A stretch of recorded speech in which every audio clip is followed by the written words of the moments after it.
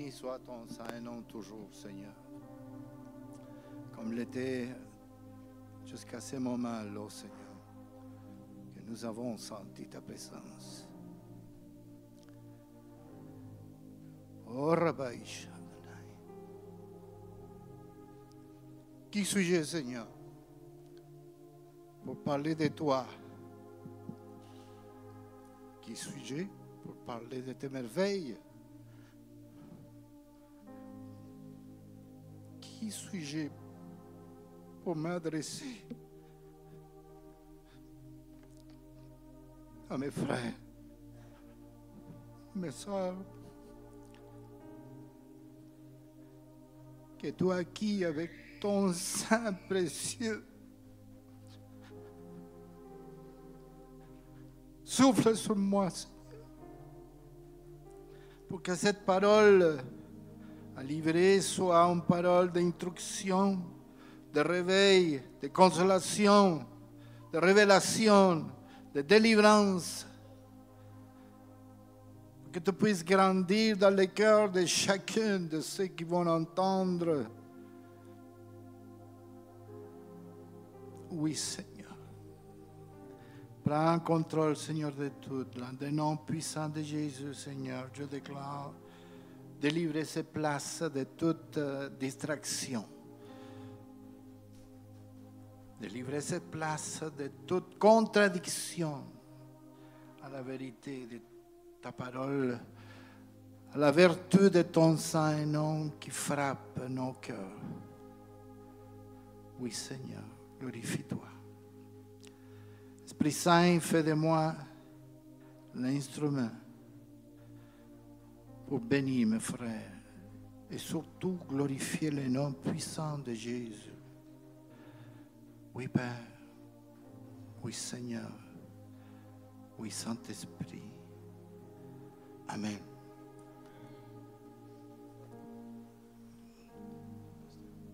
Oui.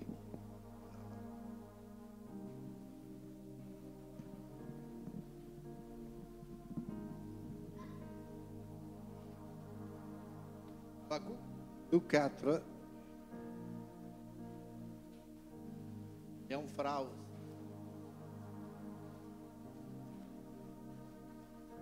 Et la phrase que on va la utiliser comme consigne. Mais le juste vivra par sa foi. Je répète. Le juste vivra par sa foi. C'était une déclaration de Dieu, l'Éternel, au sujet des événements, quand Habacuc a demandé une explication. Un prophète têtu qui voulait savoir pourquoi Dieu allait châtier à nouveau son peuple. Le Seigneur, l'Éternel a dit, c'est la seule fois qu'on trouve le mot foi dans l'Ancien Testament. Le juste vivra par sa foi. Mais la foi appartient plutôt à la deuxième alliance, celle que le Seigneur a établie. La foi règne. Comme Jésus règne, nous régnons en ayant la foi. Parce que sans la foi, il était impossible de plaire Dieu. Alors, celui qui s'approche de Dieu, il faut qu'il croie que Dieu existe et qu'il est rémunérateur de ceux qui le recherchent. Amen. Alors, nous sommes poussés à croire en Dieu, à croire sa parole, la parole de Jésus. Si ce n'est pas le cas, difficilement on va plaire Dieu. Nous voulons tous plaire Dieu, amen. Nous voulons tous être de vrais adorateurs. Pour le faire, la foi est obligatoire, nécessaire, vitale.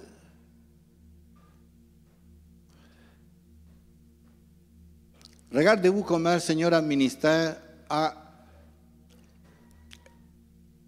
exalté la foi. La foi qu'il avait trouvée, par exemple, dans la femme qui avait l'hémorragie de sang pendant 12 ans, imaginez-vous. Il s'est approché du Seigneur, sachant, avait la confiance que seulement en touchant les vêtements du Seigneur, elle allait être guérie. Le Seigneur savait ça?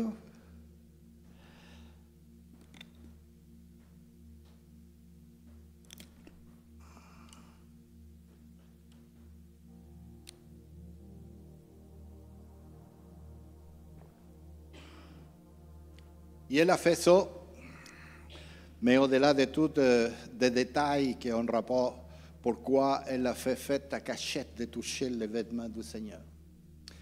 L'affaire est que le Seigneur avait ressenti la foi de cette femme. Et le Seigneur l'avait dit, va, ta foi t'a guéri. En plus, il dit, aie bon courage, ma fille, ta foi t'a guéri, va en paix. Le Seigneur a exalté la foi de cette femme en Jésus. Le Seigneur aussi a exalté la foi de Bartimée, qui criait quand il avait entendu que, parce qu'il était aveugle, Bartimée, que Jésus passait. Il criait fort, Fils de David, aie pitié de moi. Et le Seigneur vient aussi à remarquer la foi de cet homme en Jésus. Le Seigneur le demande, qu'est-ce que tu veux que je fasse? Je veux recouvrir la vue, Seigneur. Va, ta foi t'a guéri. Ça, après que le Seigneur a scellé l'ancienne alliance, l'a fermée et a établi la nouvelle, la foi est imprescindible. Nous devons nous approcher de Dieu en ayant la foi. Nous, les enfants de Dieu, les rachetés, nous sommes appelés à porter une foi vivante. Amen. Une foi croissante. Une foi qui puisse glorifier le nom de Dieu chez ceux qui ne les connaissent pas. Mais des fois, la redondance, la foi, mais des fois, ou parfois, notre foi est anéantie, n'est pas la même au début quand nous avons l'impulsion de croire, suivre le Seigneur et on confesse, on vient à l'église et on chante un paquet d'affaires, mais après on remarque que la foi comme s'est affaiblie, c'est anéanti. Quand ceux qui se trouvent dans les épreuves, des fois croient que la foi n'existe pas pour eux, comme si c'est paralysé. Et pire encore, quand la foi est enchaînée.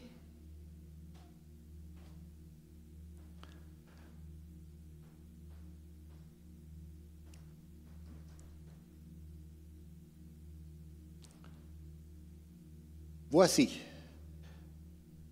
le livre des Actes, chapitre 12, l'histoire qui a rapport à la foi, la nôtre, en prenant l'exemple de cet événement. Livre des Actes, chapitre 12, du verset 1 en avant. On va lire quelques versets, les premiers surtout. Dit, vers le même temps, le roi Hérode se mit à maltraiter quelques membres de l'Église et il fit mourir par l'épée Jacques, frère de Jean. Voyant que cela était agréable aux Juifs, il fit encore arrêter Pierre. C'était pendant le jour de pain sans levain, ça veut dire la Pâque. Après l'avoir saisi, le jeté en prison, à Pierre, Il le mit sous la garde de 4 escouades, de 4 soldats chacune, avec l'intention de le faire comparaître devant le peuple après la Pâque. Quelque chose de similaire à ce qu'ils l'ont fait à Jésus. Pierre, donc, était gardé dans la prison. Et l'Église ne cessait d'adresser pour lui des prières à Dieu. Oui, l'Église était effrayée. Parce qu'un des apôtres, le frère Jean, Jacques, avait été tué par l'épée par le roi Hérode.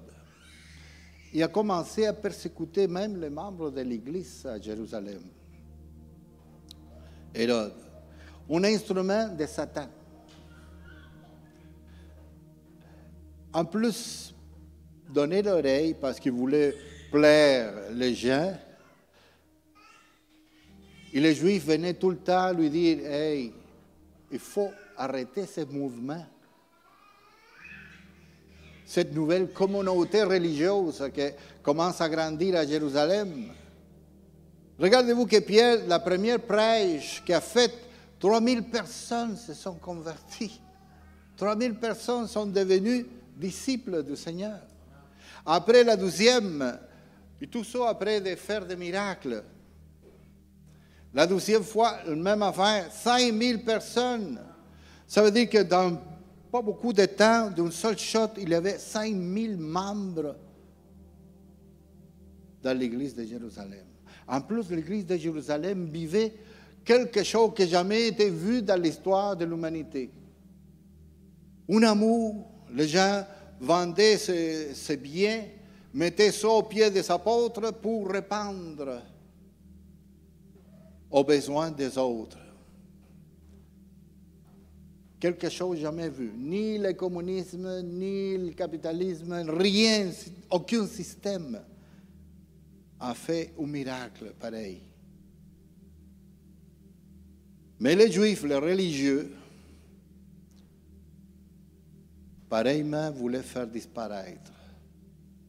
Et Pierre était une espèce de symbole, comme une bannière. Alors, après d'avoir tué Hérode, Jacques a décidé d'appréhender Pierre. Et les Juifs, ou plutôt le pratiquant de la religion juive, était content, félicité à Hérode. Tu as fait bien, fais ça, fais ta job. Pierre en prison. Mais Pierre avait la renommée de que se sauver. Il était déjà en prison avec Jean. Et un ange a ouvert la porte et poum, ils sont partis. Alors les Juifs l'ont dit à Hérode, hey, lui, il va falloir s'assurer qu'il ne s'échappe plus.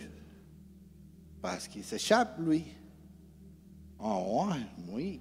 Il a mis 4 escouades de 4 soldats chacune. Il était enchaîné, Pierre. Un soldat portait chaîne, lui, d'un côté de la main et l'autre de l'autre côté, en prison. Qu'est-ce qu'il pensait, Pierre? Pas qu'il y ait des possibilités. La première, que lui voulait tout le temps honorer Dieu, honorer le Seigneur. Se sentait privilégié de souffrir à cause de le nom de son maître. Essayait d'une manière ou d'une autre d'arriver à l'imiter dans les sacrifices. Mais Dieu avait des plans. Mais Dieu permettait pas que Satan fasse arrêter le mouvement de bénédiction de la ville. Le mouvement de bénédiction d'une église qui commençait déjà à se projeter à l'extérieur des frontières d'Israël. Avait déjà atteint la Syrie, le Chypre. Fallait arrêter ça.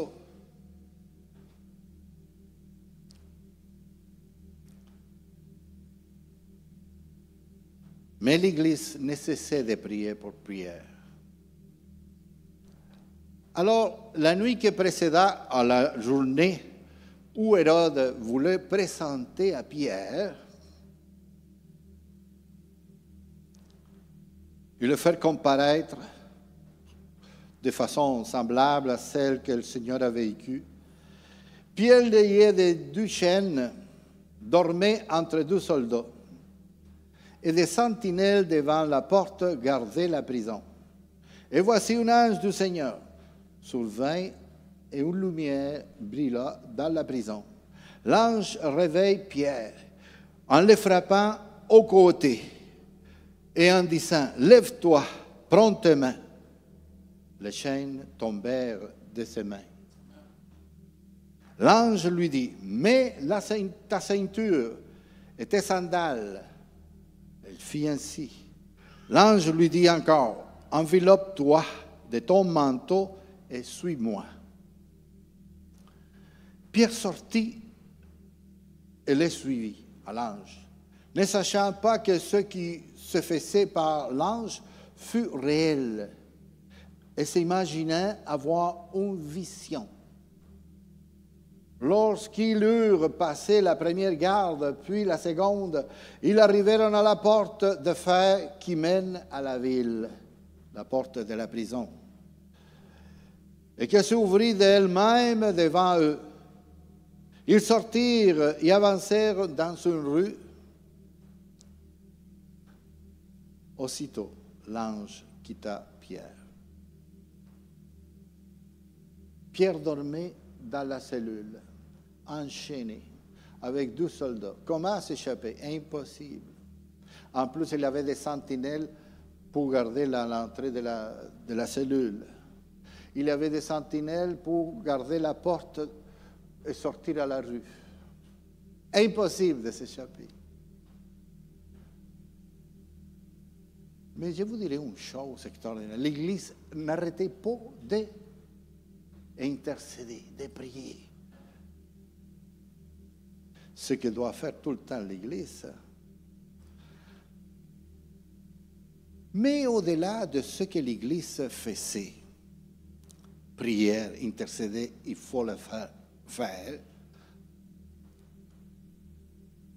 Dieu ne permettrait pas que dans cette nouvelle alliance établie par les saints et la vie du Seigneur Jésus dans les Golgotha, dehors de la ville de Jérusalem, revenir à nouveau aux œuvres de la loi.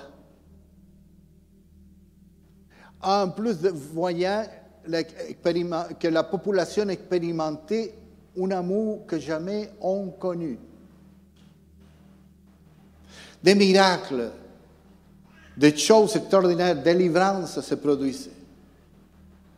Alors Dieu qui avait établi la nouvelle alliance, et la nouvelle alliance a rapport à la foi règne dans la nouvelle alliance en Jésus-Christ. La nouvelle justice, celle que Paul nous dit à tant de reprises, surtout en Romains.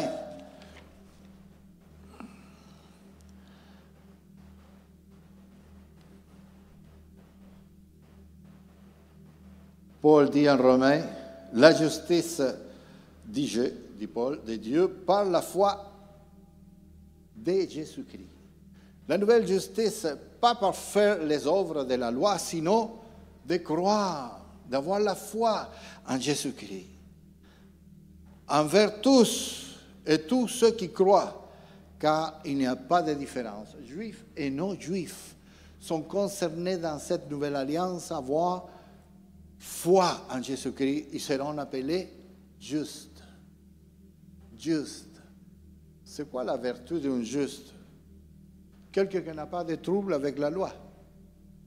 Quelqu'un qui n'a pas de trouble avec l'autorité. Quelqu'un qui peut s'approcher poliment, évidemment, et parler avec l'autorité. N'était pas persécuté. Quelqu'un qui peut intercéder. C'est pour ça que la prière d'un juste est puissante. Nous sommes justes, oui ou non? Pour quelle raison?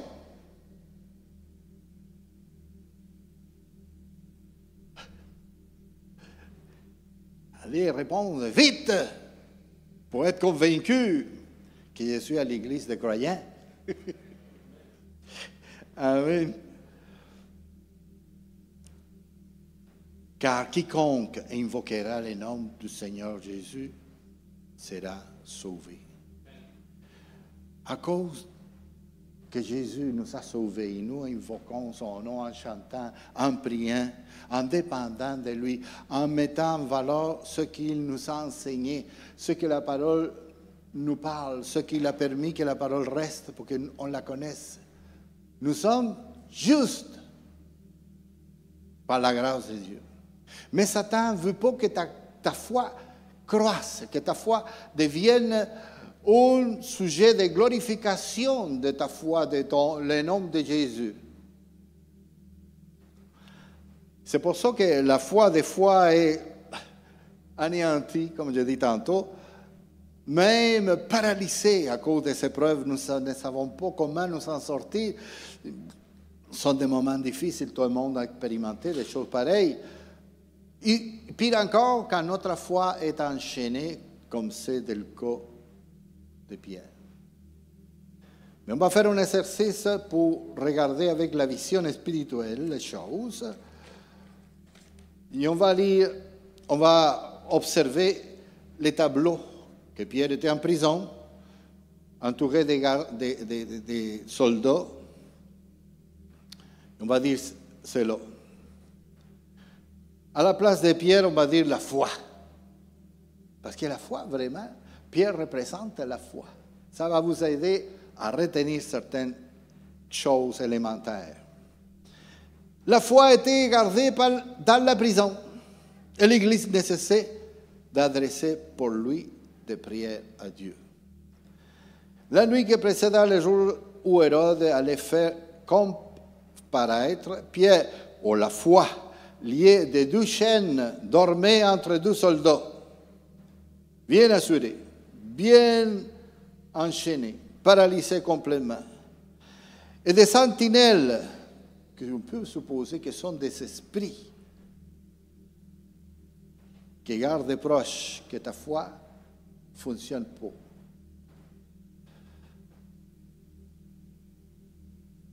Et des sentinelles un peu plus loin, à la porte, gardant la foi bien assurée qu'elle ne fonctionne plus.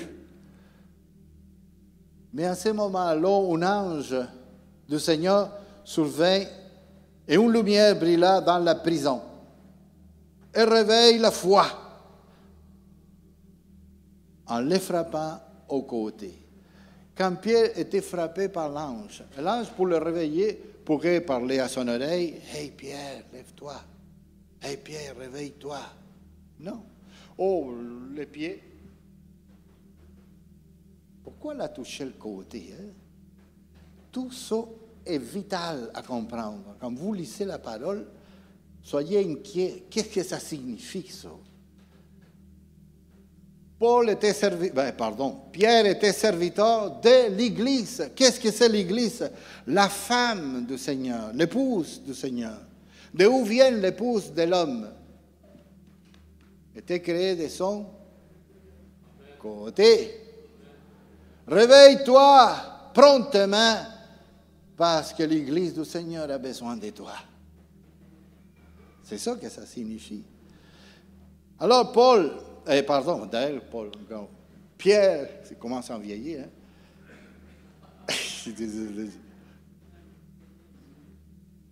Et voici.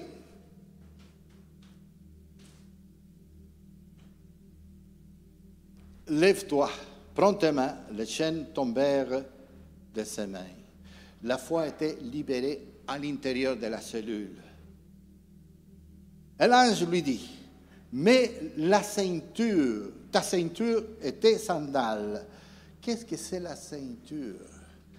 Dans ce que Paul nous enseigne, qui est révélé par l'Esprit Saint, la ceinture est la vérité. Ayant saint vos reins de la vérité dans l'armure que nous devons porter pour nous protéger de l'ennemi.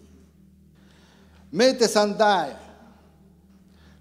Qu'est-ce que c'est? Mettez par chaussure à vos pieds les selles qui donnent l'évangile de la paix. Pour que la foi bouge, doit être la vérité. Pour que la foi bouge, doit se déplacer. Alors, et suis-moi, dit l'ange.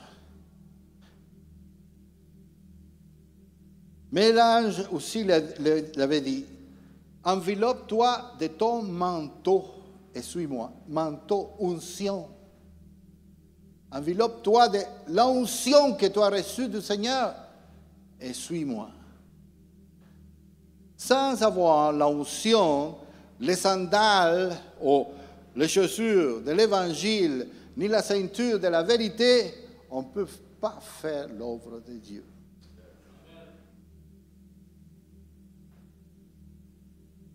Mais Pierre était obéissant, 100%. Il habillé, il a mis son manteau, il a suivi l'ange. En arrivant à la porte de fer qui séparait la prison de la ville, la porte de fer s'est ouverte toute seule. Le fer s'ouvre toute seule quand la foi, en ayant l'onction, en ayant la vérité et en ayant choisi l'évangile de la paix, n'importe quelle porte va s'ouvrir.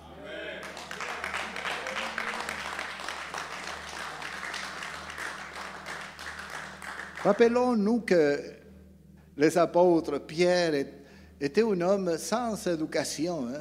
Un homme n'était pas cultivé, un homme brut quelque part. Ne pensez pas comme nous pensons aujourd'hui, que nous avons en plus l'avantage d'avoir une vision rétrospective et analyser les affaires et tout. Non.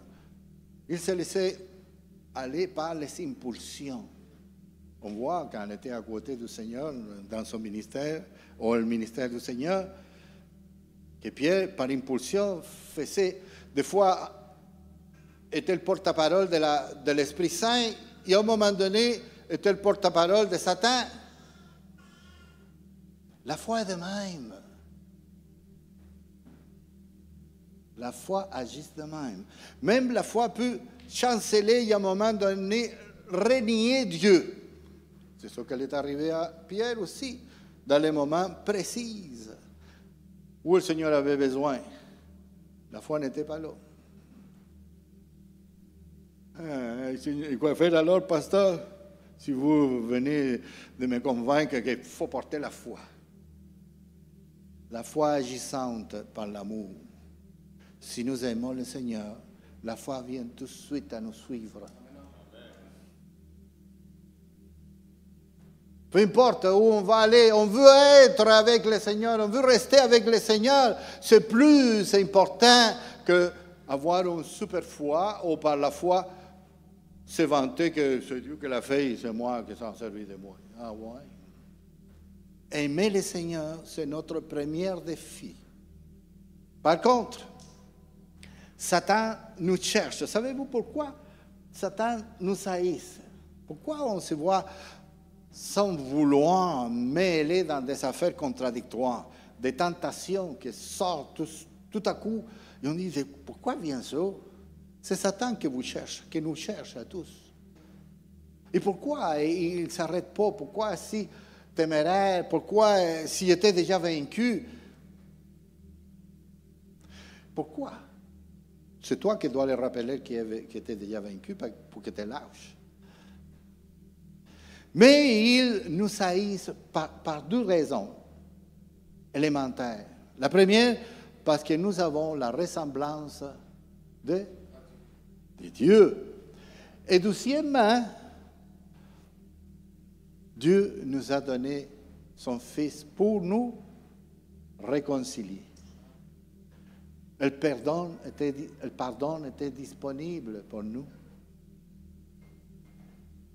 Alors, il nous haït aussi quand nous portons la foi Satan nous haïsse quand nous portons la foi, quand on s'affiche avec la foi, parce que nous serons à ce moment-là sujets de glorification du Seigneur. S'il y a quelque chose qui n'aime pas Satan et que le nom de Jésus grandisse, que les gens soient heureux, que les gens soient guéris, soient délivrés. C'est sa job, méchant job. Alors, il faut s'occuper de la foi, la nôtre, la mienne. Dans quel état elle est? Est-ce qu'elle était paralysée? Était enchaînée? Est-ce qu'il avait une onction quand j'ai eu cette foi pour un appel prophétique en plus, dans certains cas? Et que nous avons négligé et que maintenant ne fonctionne plus. On est tout confus, tout mêlés. À quoi sert d'être chrétien? Hein? Vivant les derniers temps comme celles que nous vivons, à un moment donné, poum, ça va péter le monde. Hein? Il faut s'en occuper de la foi. Ces certitudes en Dieu, malgré qu'on ne les voit pas, mais on les croit. Il faut avoir des expériences préalables pour constater que notre foi est vivante, que notre foi est vraie, que notre foi peut atteindre la gloire du Seigneur.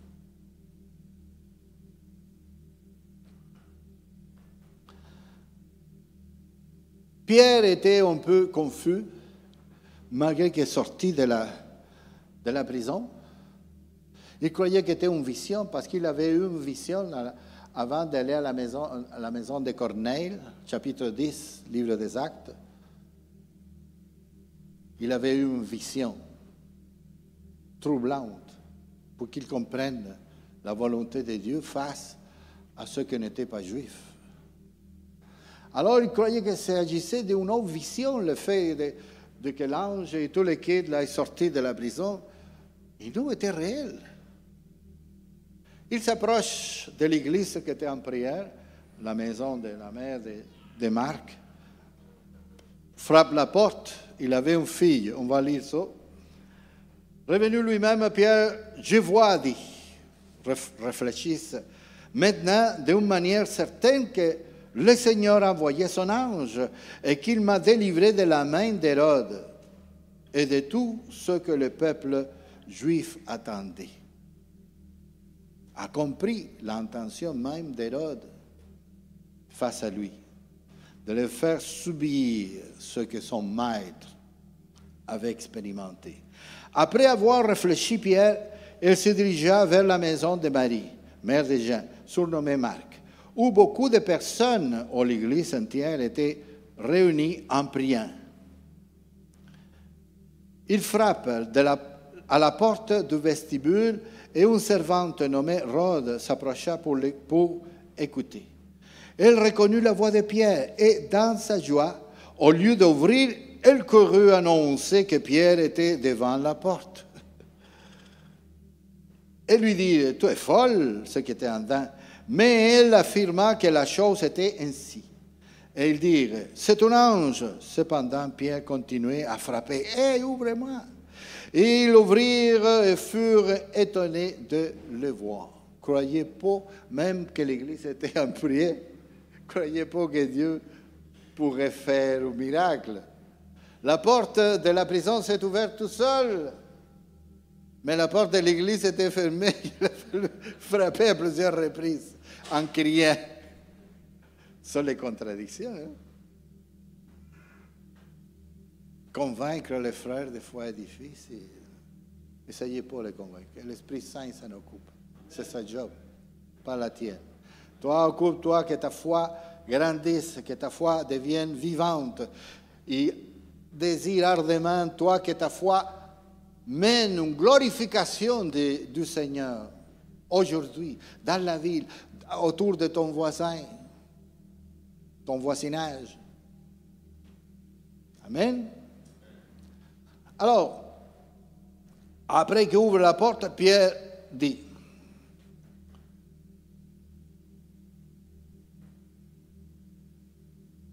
Pierre le rayant de la main fait signe de se taire. Chut, parlez pas, pour que Pierre vienne. Savez-vous que tous les autres disciples ou apôtres, quand Jacques était tué, se sont cachés. Oui. Ils étaient effrayés d'expérimenter la mort, alors il n'y avait aucun autre disciple. Et Pierre, encore pire, qui était le symbole, était la bannière de l'Église. Par lui a commencé l'Église, parce que Dieu l'avait dit que sur cette pierre, sur la foi, le Seigneur, notre Dieu, allait bâtir son Église. L'Église sans foi, ce n'est pas l'Église du Seigneur. L'Église avec une foi qui grandisse, qui croisse, qui va d'un défi à un autre et commence à glorifier le Seigneur, c'est la foi, c'est l'Église du Seigneur. Pierre portait ça. Pierre, comme nous avons dit, vous pouvez le vérifier dans les Écritures avant le chapitre précédent, le chapitre 12, qu'avait, par deux prêches, ajouté à l'Église 8000 personnes.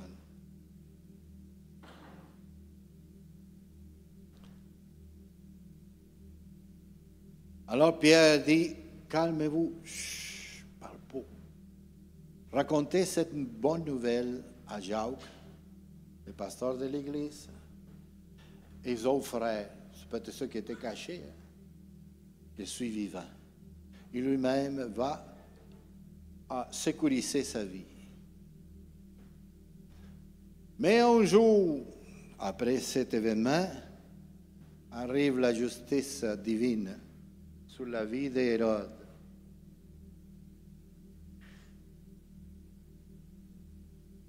On va lire ça. Un jour fixe. Combien de jours sont passés, mais étaient cachés Pierre et tous les apôtres. Après qu'avait vérifié Hérode que n'était pas Pierre, envoyé tuer les soldats.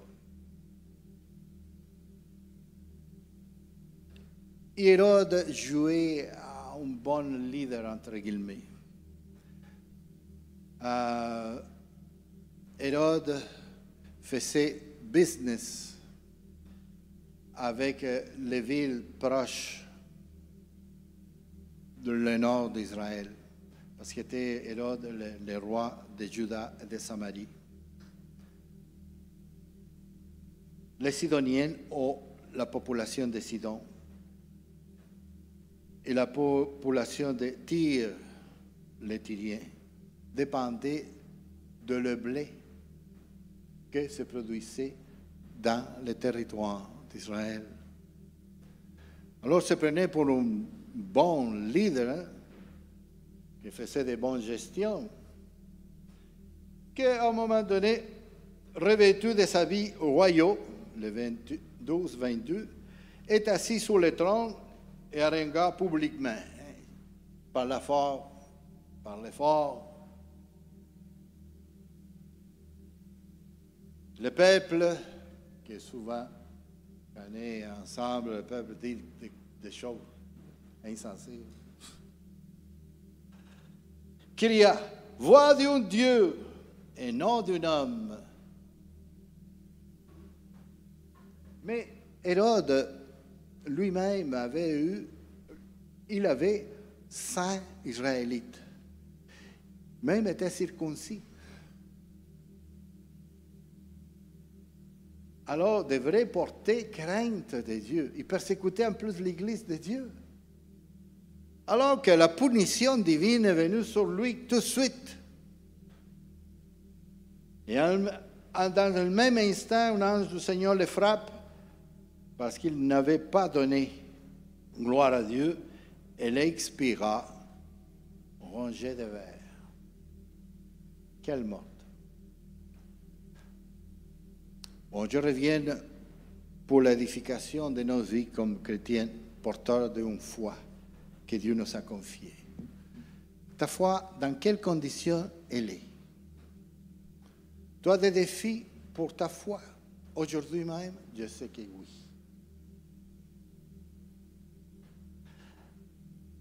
est-ce que tu as demandé encore plus de foi? Par exemple, l'homme qui a demandé un miracle de la part du Seigneur. Et le Seigneur, et l'homme a dit, si tu peux guérir mon fils qui était possédé, hein? Et le Seigneur dit, tu peux? Absolument hors de confier au Seigneur. Et l'homme, de façon humble, reconnaît, aide-moi dans mon incrédulité. L'incrédulité, c'est l'opposition, le mur à traverser, que des fois, on n'est pas capable de traverser. Et trop haut ou trop épais. L'incrédulité est autour de nous, partout. Malgré, même nos frères, que des fois sont nos frères, manquent d'une foi véritable, manquent d'un appui, de confiance en Dieu. Ils nous donnent des conseils de quoi faire de plus, d'une sagesse humaine, et je ne sais pas quoi.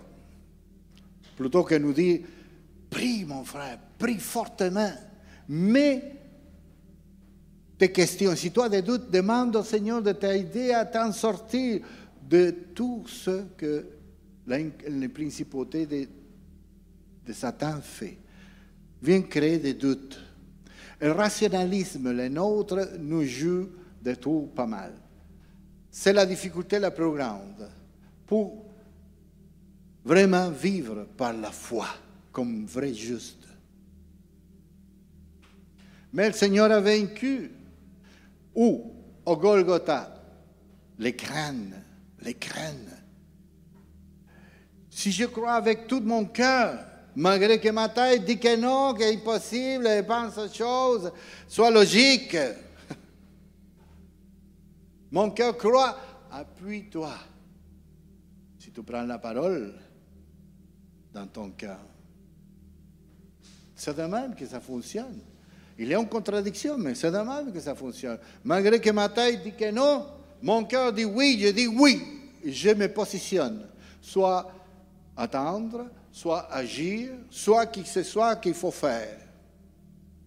Et en plus, confessant que le Seigneur s'en occupe. En glorifiant le Seigneur, en remplissant nos bouches d'invocation au Seigneur. Si nous sommes de même, le Seigneur va agir parce qu'il nous va trouver en exerçant la foi. Si notre foi est enchaînée, paralysée, demandez au Seigneur, Seigneur, viens me libérer. La foi que j'avais eue au commencement, quand je t'ai connu, par ta grâce, maintenant je ne l'ai pas, je ne l'ai plus. Dis-moi pourquoi. Oh, coupe, Seigneur, les chaînes. Des fois, ce sont des personnes qui nous attachent pour exercer la foi. Hein? Pas seulement la peur, pas seulement la doute. Des fois, il y a des personnes qui conditionnent notre vie pour ne pas agir par la foi. Vous savez vos situations personnelles. Oh, demandez au Seigneur et l'Esprit Saint va vous montrer où se trouvent ces chaînes qui ont paralysé ta vie. Est-ce que nous sommes prêts à progresser dans la foi et à couper les chaînes, à revivre les plaisirs de croire en Dieu et voulant glorifier le Seigneur? Si nous avons cette inquiétude de glorifier le Seigneur s'en servira de ta foi. Il la fera grandir, malgré les difficultés. Va te mettre au défi de grandes choses. Oh, ouais, oui. Peut-être tu vas expérimenter quelques souffrances. Est-ce que nous sommes prêts à ça? La vie de Pierre n'était pas facile. Pour devenir le symbole de la foi. Rien n'est facile. Quand Satan s'entête pour nous placer des difficultés, c'est un bon signe. C'est un bon signe pour ceux qui se confient à Dieu. Ah, il y a des difficultés. Merveilleux. Ça veut dire que je suis dans la bonne voie. Ça veut dire que je suis dans la volonté du Seigneur. Ça prend quoi? Courage de continuer, aller de l'avant, jamais reculer face aux difficultés.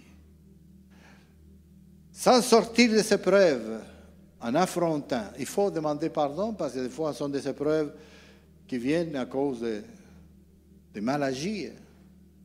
Demander pardon et confronter tous les défis que l'épreuve nous montre à faire. En ce moment-là, on sera des hommes et des femmes de foi. Que le Seigneur vous bénisse.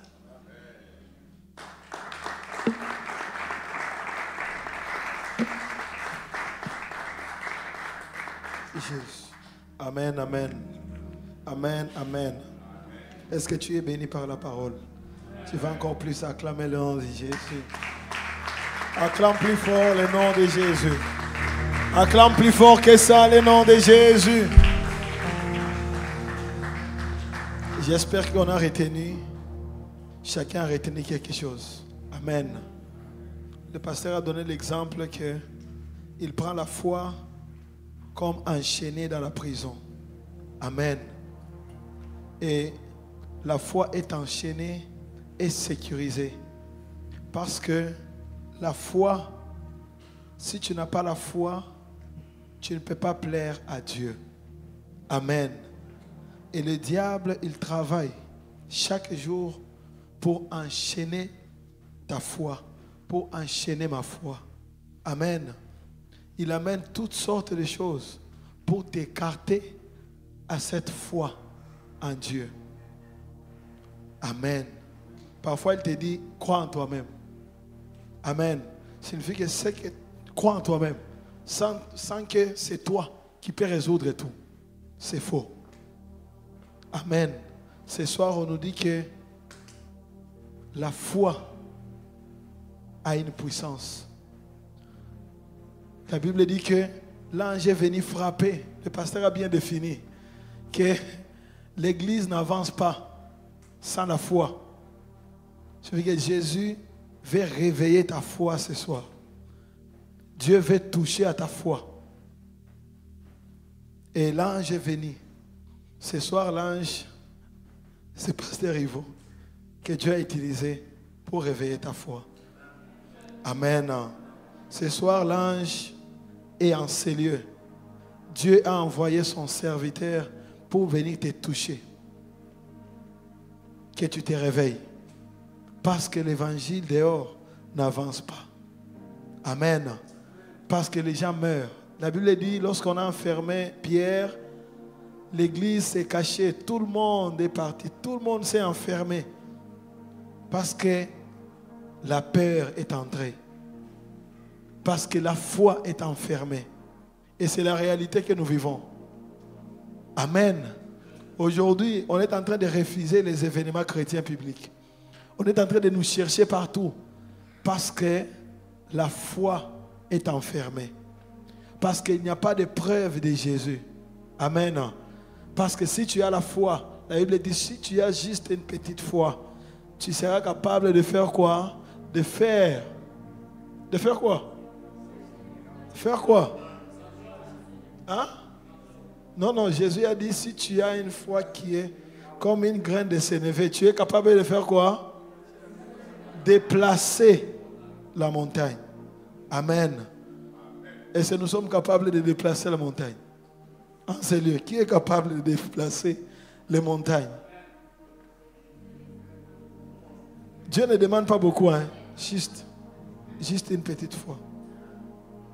Et déplacer les montagnes, c'est accepter de mourir, de défendre Christ. Amen.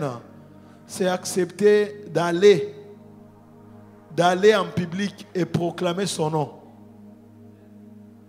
Est-ce que nous sommes prêts? Est-ce que nous sommes prêts? Non, si tu n'es pas prêt, dis juste, je ne suis pas prêt. On va prier. Parce que la Bible dit que l'Église priait. L'Église intercédait pour que la foi soit libérée. Pour que Pierre soit libéré. Et ce soir, nous allons aussi intercéder pour que la foi se réveille en nous. Amen. Parce que lorsque la foi se réveille, la vérité commence à être exprimée. Amen. L'évangile avance. Le pasteur a dit prends tes sandales et prends ta ceinture et prends ton manteau. Parce que la foi a des choses qu'il marche avec. Est-ce que nous sommes là? L'église, est-ce que nous sommes là? Je veux que chacun soit là. Est-ce que tu es là? Parce que Dieu a besoin de ta foi. Dieu a besoin de chacun de nous en ces lieux. Dieu a besoin de chaque. C'est pour cela que chacun travaille une place différente de l'autre. Parce que Dieu veut agir dans n'importe quelle place. Dieu veut agir au travail là où tu travailles. Dieu veut agir au marché là où tu vends. Dieu veut agir à l'école là où tu étudies. Dieu veut agir là où tu es. Dieu veut agir. Et ce soir, nous voulons que notre foi se réveille. Nous voulons que notre foi grandisse. Nous voulons que Dieu commence avec nous.